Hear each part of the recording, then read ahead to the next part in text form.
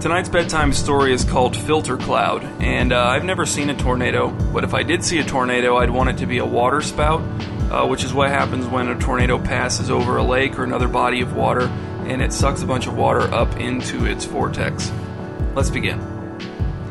Anders and Kylie didn't have a basement or a cellar at their house. This was rarely a problem. In fact, the only times it was a problem were the times when there was a tornado warning, which there was right now. "Where else are we going to go?" asked Kylie. She was standing near the battery-powered radio Anders had dug out of the closet and set up on the kitchen table. Kylie fingered the end of the radio's long silver antenna while the emergency broadcast system squawked out of the tiny blown speakers. Anders, looking out at the gloomy, greenish evening through the glass double doors that led to the deck, said nothing. It would be dark soon. Too dark to see a funnel cloud coming, though they'd still be able to hear it once it was too late to get away. "We could always just stay here," said Anders. "If it gets really bad, we can sit in the bathroom so we won't be near any windows." "No," said Kylie, "we have to get underground, a basement or a cellar." "But not the neighbor's basement," said Anders. "We don't know them." "We can't get in the car," said Kylie. "It's too exposed. There's no protection in a car. We'd have to abandon the car and throw ourselves in a ditch if we ran into a tornado out on the road." Anders sighed. "I don't like it," he said again. "They've always rubbed me the wrong way. Ever since they moved in. I don't even know how many people live there." "You think I want to go over there?" asked Kylie. "They scare me, but I'd rather take my chances with them than with a tornado, Anders." "What if they don't let us in?" asked Anders. "They have to," said Kylie. "If they don't and the tornado kills us, that would be on their consciences forever. They'll understand that. And I'll take a loaf of my banana bread with us to offer them." "All right," said Anders. "Get your coat and your banana bread. Let's go while it's still relatively calm out." 5 minutes later, Anders and Kylie stood knocking at the front door of the only other house within a mile in any direction. Their neighbor's house was only 50 yards from theirs, the properties separated by a long gravel driveway that they shared until it branched in opposite directions at the very end. Anders and Kylie's branch of the driveway led into their attached two-car garage. The neighbor's branch led to a large dirt patch occupied by 4 decrepit pickup trucks and a filthy minivan. "Try the doorbell again," said Kylie. Even though the night was warm and humid, Kylie hunched her shoulders inside of her brown coat. She held the loaf of banana bread, wrapped tightly in saran wrap, with both hands. Anders pressed the doorbell with his thumb. He heard no sounds coming from inside the house. "I know they're here," said Anders. "All the cars are here, and there were 2 guys out in the backyard less than an hour ago, right before you saw the severe storm warning on TV." The evening was a darker shade of green. The wind was beginning to pick up again. The air felt odd, unquiet, calculating. It smelled like tornado weather, exactly. "Try knocking again," said Kylie. The wind tossed her shoulder-length brown hair around her face. Anders knocked. Nothing happened. "What now?" asked Anders. "Non-functional doorbell or ineffectual knocking?" "Try the doorknob," said Kylie. "Just walk in?" asked Anders. "Are you kidding?" "You can poke your head in and yell something," said Kylie. "Yell what?" asked Anders. "Hey, it's the neighbors you never talk to and always glare at, and we've got some banana bread for you." The porch light came on. The door opened. A man stood in the doorway with his left hand on the doorknob and his right hand tucked into the back pocket of his jeans, which looked as if they'd been through a fire. Behind him, the house was dark, though Anders could see a faint light coming from a room at the end of the hall. Anders and Kylie stood mute, caught unprepared for this moment. "That bread for me?" asked the man. He appeared to be in his early 30s. Depending on how fast his facial hair grew, he hadn't shaved for at least a couple of days. He wore big, clunky eyeglasses, and his hair hung over his ears and down to the collar of his grimy flannel shirt. "It is," said Kylie, stepping forward and holding the banana bread out to the man. He didn't take it. "Funny time to be delivering bread," he said. "That's not the main reason we're here," said Anders, stepping in before Kylie could get defensive. "I don't know if you've heard, but we're in a tornado warning right now, until at least midnight, I think. We don't have a basement, so we were wondering if you'd mind if we joined you in your basement until the warning's over." "We're not in the basement," said the man. "But you have a basement," said Kylie, "right? Did you not know about the warning?" "We're not worried," said the man. "We're busy with something else." Kylie looked at Anders and then back up at the nearly black sky. The wind was getting wilder, tenser. "Listen," said Anders, "would you mind if we sat in your basement until the warning's passed? We wouldn't cause any inconvenience for you. We'll just sit down there and keep to ourselves and then go home when it's all over. We can even let ourselves out." No, said Kylie. "No, we should all go down there together. It's dangerous for the rest of you to stay upstairs." Anders scowled at Kylie. "You can't make them sit in their own basement, Kylie. It's their house. They can do what they want." "You really should join us," Kylie said to the man. "I mean, if you decide to let us in, which I pray you will." The man took off his glasses with his left hand and wiped at his eyes with the back of his right wrist. "You can sit in our basement," he said, "but we don't want the banana bread." Anders glanced at Kylie. She looked hurt. He reached out and squeezed her shoulder. "That's perfectly fine with us," said Anders. "We're not here to force banana bread on anyone, that's for sure." The man ushered Anders and Kylie into the house and closed the front door behind them. Then he led them to the immediate right through a doorway and into a dark room. Anders heard fumbling sounds coming out of the blackness just ahead of him, and then an overhead light came on. The small room was neat and orderly, which Anders found surprising. There were 4 love seats arranged to face each other with enough space between them to allow easy access to the coffee table set in the center of the room. On the coffee table, there was an empty red glass vase and a stack of library books. On the wall to the left was a large, framed, black and white photograph of a gleeful mob burning an effigy. There was a door on the far wall. The man led Anders and Kylie to the door and opened it.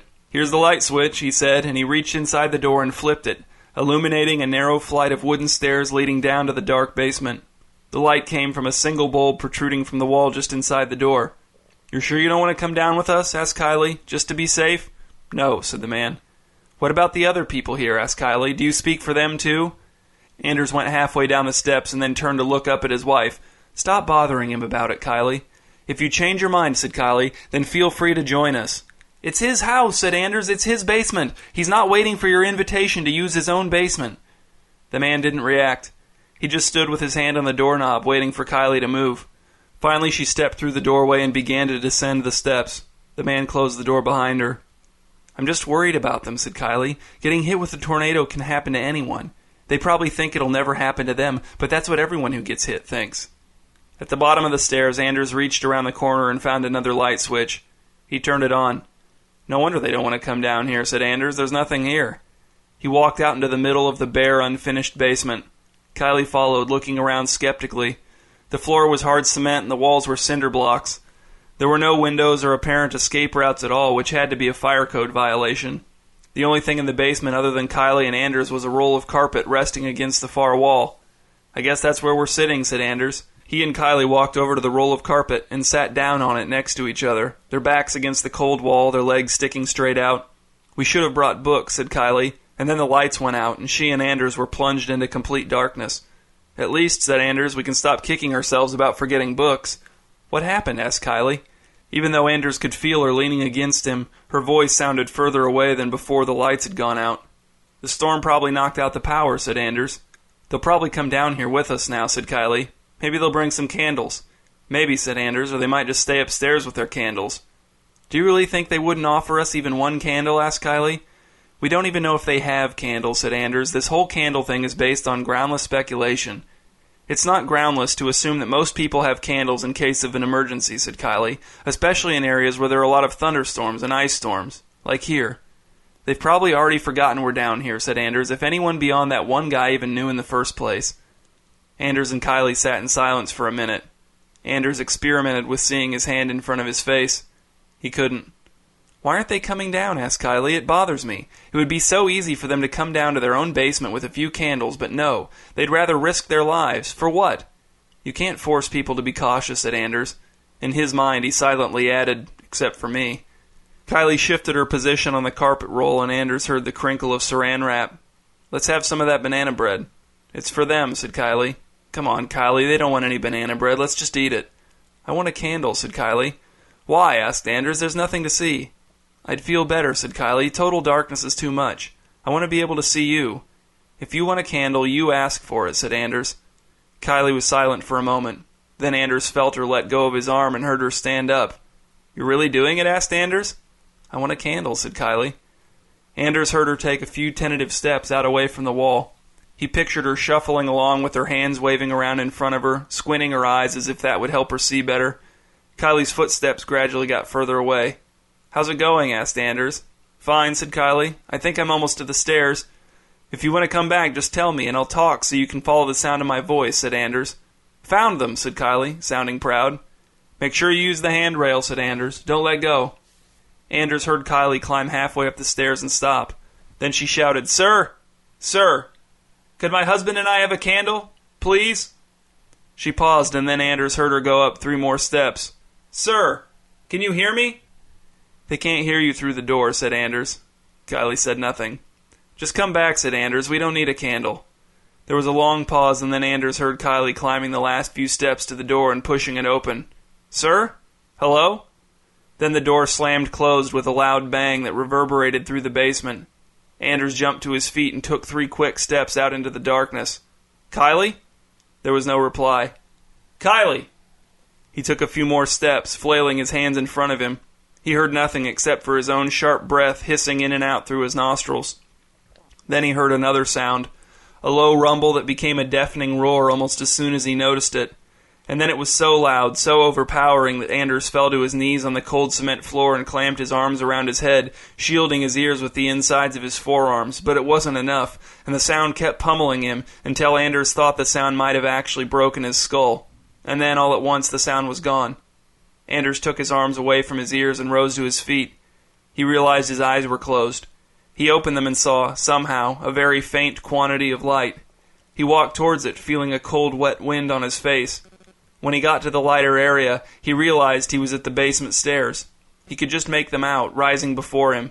As he made his way up the steps, he felt rain on his head. He looked up and, with rain striking his face, he saw a kind of blackness that he slowly realized could only be the overcast night sky. He scrambled the rest of the way up the stairs, his feet slipping on the wet wood.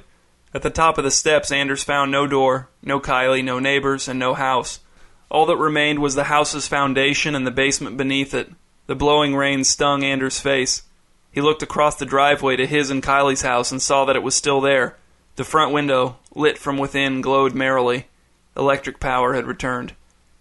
Anders sat on the couch in his living room, his back straight, his wet, muddy shoes planted flat on the carpet. The floor lamp next to the couch was still on. He and Kylie must have forgotten to turn it off when they left. Everything else was as they had left it, too. Anders even heard the battery-powered radio transmitting static from its place on the kitchen table. Anders wondered if he'd eventually fall asleep right where he sat, or if he'd stay awake forever unless he made a conscious decision to fall asleep. Kylie was gone, sucked up and blown away by the tornado, and she was never coming back. Anders began to make a strange half-croaking, half-coughing sound. He'd never heard himself or anyone make such a sound before. He'd never suspected that his manifestation of true grief would be so ugly. Kylie was gone. Then Anders heard the glass double doors in the kitchen swing open, the soft pad of bare feet on the tile, and Kylie wasn't gone. She was back, right there in the living room, beaming at Anders with a loaf of banana bread in her hands. The half-croak, half-cough sound turned into just a cough as Anders struggled to speak. "Kylie," he finally managed to say. Kylie stood looking at Anders from 6 feet away, a shy smile on her face. Anders remained seated on the couch. "What are you wearing?" asked Anders. "Do you like it?" asked Kylie. "I got it from the tornado." Other than her brown coat, Anders couldn't remember what Kylie had been wearing before. Probably jeans, a t-shirt, and her old tennis shoes, but certainly not the sleek, sparkling silver knee-length dress she wore now. Her feet were bare, and a few blades of wet grass clung to them. "What happened to your shoes?" asked Anders. Kylie looked down at her feet, still smiling. "The tornado didn't give me any." Anders kept expecting himself to jump up from the couch and embrace his wife, but as the seconds passed, it became clear that he wasn't going to. Kylie's smile began to look unsteady. "I know that tornadoes do crazy things," said Anders. "Pieces of straw driven into trees like nails. Babies found unharmed in fields. One house untouched and the neighbor's house gone. I know about that stuff." "Yes," said Kylie, the enthusiasm rekindling on her face. "Yes, Anders, but it's so far beyond that. I can't even describe how complicated it is. Everything whirling around in the air like that. It's like the most complicated juggling you've ever seen, but multiplied by, like..." She trailed off, thinking. "A million?" asked Anders. "A billion?" "Exactly," said Kylie. "Multiplied by 1,000,000,000. "I can't picture it," said Anders. "I saw houses and cars and furniture and people and animals." "Anyone you knew?" asked Anders. "Some," said Kylie. "The neighbors?" "I think so," said Kylie. "People liked them anyway." "What happened to them?" Kylie frowned. "I'm not exactly sure. Some of it was bad." "Bad how?" asked Anders. "Violent," said Kylie. "But not for me." The smile was back. "It was so gentle with me." "It changed your clothes?" Kylie nodded. "But that's not all." She held the banana bread out towards Anders with both hands. The saran wrap was gone and a slice was missing from the end of the loaf. It took a piece, Anders, just one. And it put me in a bed and rocked me to sleep, and it left me in our own backyard. I just woke up a minute ago and came straight inside to tell you I'm fine. Anders didn't know what to say. I'll show you the bed, said Kylie. She motioned with both hands for Anders to follow her. Come on, Anders, I'll show you now. Anders, his legs stiff, stood and followed his wife. The cloud cover was gone. An almost half-moon shone down on Anders and Kylie in the queen-sized bed resting on the grass at the back of their property. The bed was complete. Frame, box spring, mattress, sheets, comforter. The comforter was thrown back as Kylie had left it when she'd woken up and gone inside. See, said Kylie. She was so happy. The dress the tornado had given her sparkled in the moonlight. It was a night-in-the-yard kind of dress. Anders did see. He saw the bed. He also saw the wide swath of destruction the tornado had cut through the fields and trees leading right up to the very edge of his and Kylie's property. Then it must have jumped. I recognize this bed, said Anders. You do? Asked Kylie. No, you don't. From where? I don't know, said Anders, but I know I've seen it before. It's ours now, though, said Kylie. The tornado gave it to me. It's so comfortable, Anders. You're going to love it. It does look comfortable, said Anders, but that wasn't what he was thinking about. He was wondering if the previous owners' bodies would ever be found.